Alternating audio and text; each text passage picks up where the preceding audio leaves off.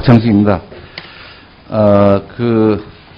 최근에 언론 보도에 의하면 사회 문제가 많이 되는 부분이 이제 연예 지망생들, 연예인이 되고자 하는 어떤 분들의 얘기인데, 초등학생의 통계청의 발간 책자를 보면 초등학생 장래 희망 1위가 연예인, 또 선호 직업도 1위가 연예인, 장래 희망도 연예인, 부모가 원하는 직업은 연예인이 4위에 올라 있습니다. 그러나 이 연예인들이 무조건적으로 연예인이 되겠다는 어떤 그런 분들이 많이 있지요. 그분들이 다 연예인이 된다면 뭐 대한민국 어떻게 되겠습니까?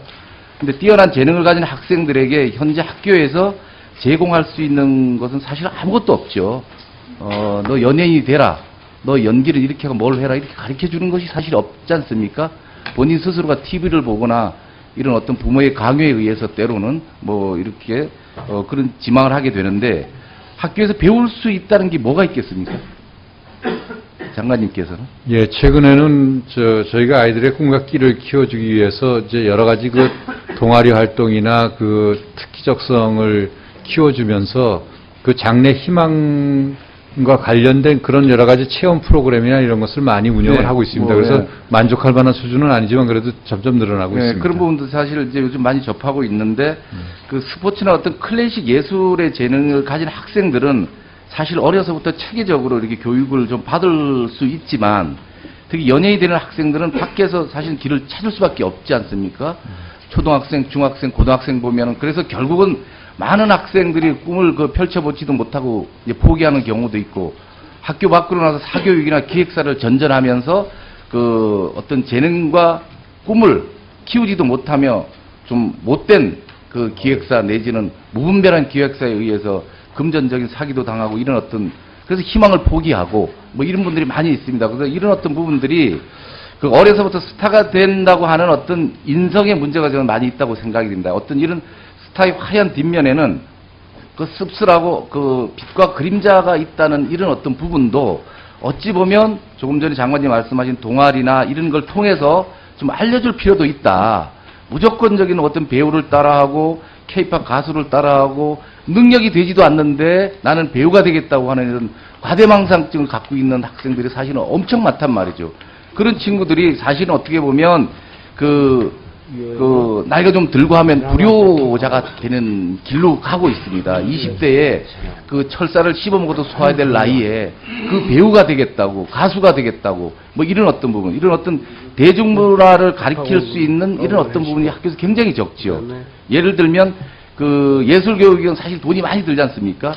악기 하나, 무용이나 발레 하나 가르치기 위해서는 이것도 돈이 있는 사람들만이 가르칠 수 있는 곳이고, 가정 환경이 부족하면 근처도 못 가는 거죠. 그렇다면 그 친구가 재능과 끼가 있다는 어떤 이런 부분을 사실 학교에서 조기 발굴을 해줄 필요도 좀 있다고 봅니다. 그게. 근데 그렇지 못하면 결국은 그런 어떤 악기나 음악 가수나 아니면 재즈, 발레, 현대 이런 어떤 부분들이 다들 돈 없이는 할 수 없는 거죠.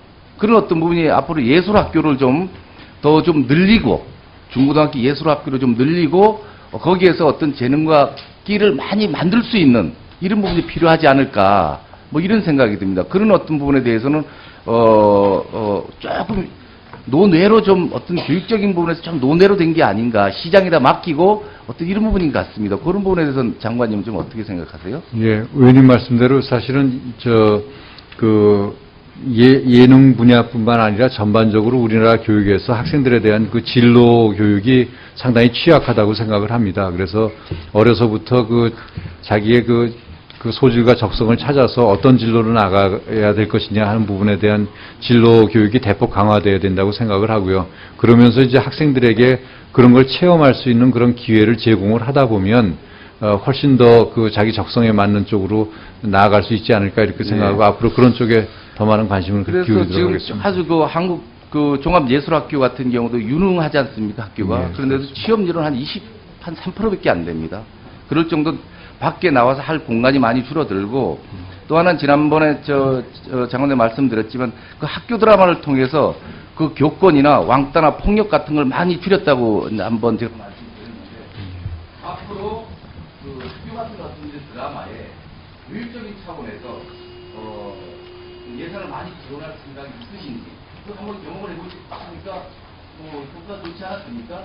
예. 교육을 통해서 예산을 좀 많이 늘려서 학교에서 교육을 하지 못하는 것을 드라마를 통해서 힐링할 수 있는 것을 찾아보는 게 좀 괜찮다고 생각을 합니다. 그리고 그 드라마를 보는 시청층이 지난번에 말씀드렸지만 시청률이 15% 정도 나오면 한 1000만 정도가 보고 있기 때문에 1000만 파급 효과가 있는 거죠. 그래서 많이 좀 지원을 이제 하셔야 될 것 같습니다. 예, 그 말씀대로 그 학교 그 드라마의 효과가 상당히 컸다고 그렇게 평가를 받고 있습니다. 그래서 그런 방향에 대해서도 앞으로 계속 관심을 가지고 여러 가지 방안을 강구하도록 하겠습니다. 네, 박정식 의원님 수고하셨습니다. 다음은 존경하는 박홍근 의원님 질의해 주십시오.